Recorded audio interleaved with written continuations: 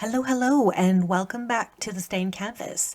Today I'm just setting up to make some monoprints. I want to do a collage and I really need some patterns of in black and white and gray tones.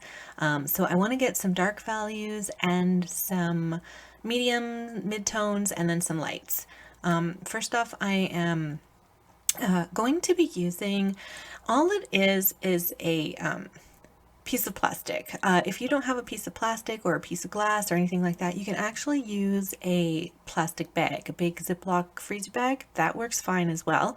Anything that's smooth and easy to apply a layer of paint on. So now I'm just taking some black acrylic paint and I'm going over my piece of plastic quite a bit because you want it to be very even. You don't want any blobs anywhere on it, so you want to go back and forth on it. I have all kinds of things. I'm actually used bubble wrap quite a bit because I really like the circular patterns that it brings. I am also doing like the echo of it. So I'm pressing this bubble wrap down, but then I'm going to use the bubble wrap as a print maker as well. So I get the lighter variations of this print.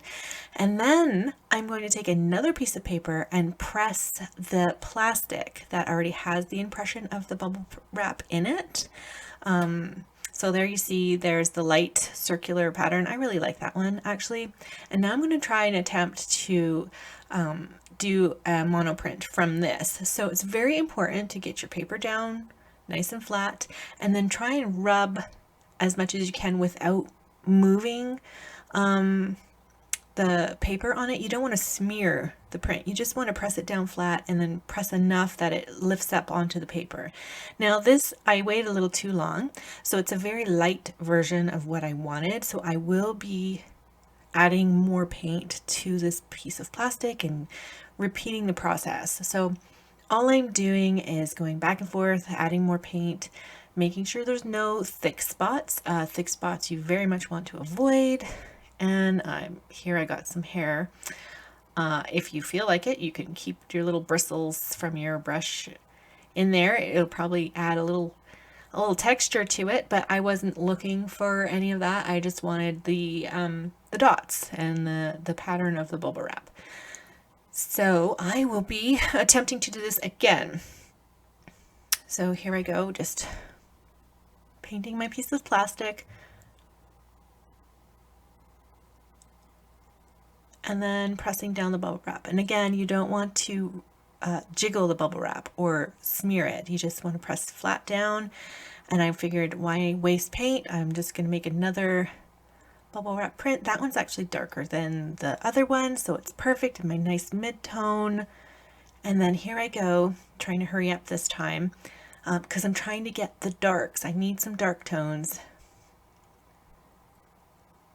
dark values. And there we go. We got a nice kind of on the darker side of mid-tones with that one. So I'm just going to clean off my piece of plastic with just a wet napkin or a baby wipe works fine with that. Make sure it's dry, and then I'm going to try again. Now I also take the back of a paintbrush and I scribble little circles into a paintbrush, like into the paint with the back of the paintbrush. I also do zigzags. I do all kinds of just freehand patterns, and I'm going to be, again, right here I get stuck with some bristles from my paintbrush. But here we go with the back of my paintbrush. I'm just trying to get any kind of pattern, and this one will turn out nice and dark because it's light scratches into the paint. If you use a bigger ended paintbrush, you'll scrape away more of that paint, so you'll get a lighter value.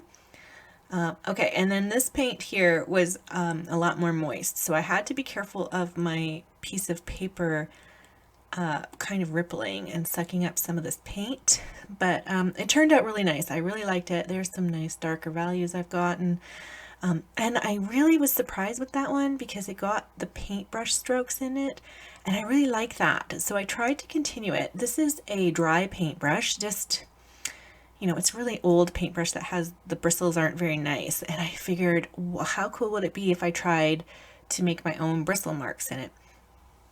And here I am just pressing down, trying to get a good coverage. And look at that. I love it. I love all of these. So you can see at the top, I've managed to get some really nice dark values, and I will use those for like the shaded areas of my collage. You cut out, you know, the pieces of paper, and then the middle there I got really nice mid-tones, and then I got my whites. And you can do this with any kind of paint you want. It's very simple and it's lots of fun, and you can actually get the papers you want to get. So yeah, so thank you for watching, and I hope you try this at home. It's a lot of fun.